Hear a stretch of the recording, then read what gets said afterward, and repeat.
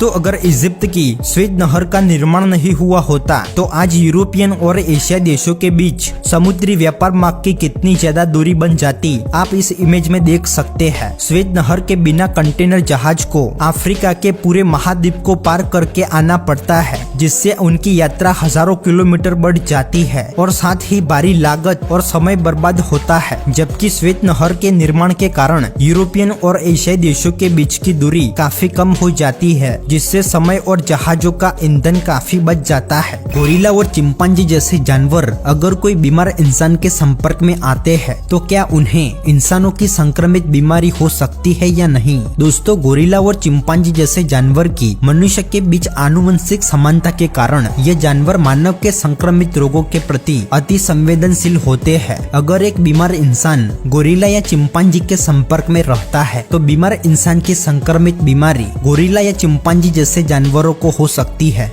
दुनिया का सबसे प्रसिद्ध पुरस्कार नोबेल पुरस्कार को माना जाता है। दोस्तों, दुनिया में आज तक जितने भी लोगों ने यह पुरस्कार जीता है उन सभी की अगर एवरेज आयु निकाली जाए तो 60 साल से ज्यादा की होती है। मतलब कि नोबेल पुरस्कार के ज्यादातर विजेता 60 साल से ज्यादा की उम्र के हैं। साल 1913 में भारत के रविंद्रनाथ टैगोर को साहित्य के लिए नोबेल पुरस्कार मिला था। तब वह भारत के साथ साथ पूरे एशिया के भी पहले ऐसे व्यक्ति थे जिनको यह पुरस्कार मिला हो। पृथ्वी के सबसे गहरे स्थान पर अब तक केवल 27 लोग ही जा सके हैं। दोस्तों, मरियाना ट्रेंच के नीचे 11 किलोमीटर की गहराई में जाना कई लोग अंतरिक्ष में जाने की तुलना में कठिन मानते हैं, क्योंकि जैसे जैसे हम पानी की गहराई में जाते हैं वैसे वैसे हमारे ऊपर प्रेशर बढ़ता जाता है और साथ ही मरियाना ट्रेंच की गहराई में सूर्य की रोशनी नहीं पहुँचती। वहाँ सिर्फ अंधकार और बहुत ज्यादा ठंड होती है। दोस्तों, मरियाना ट्रेंच के नीचे जाने पर हमारे ऊपर सतह की तुलना में 1000 गुना ज्यादा प्रेशर पड़ता है। अगर सिंपल शब्दों में कहे तो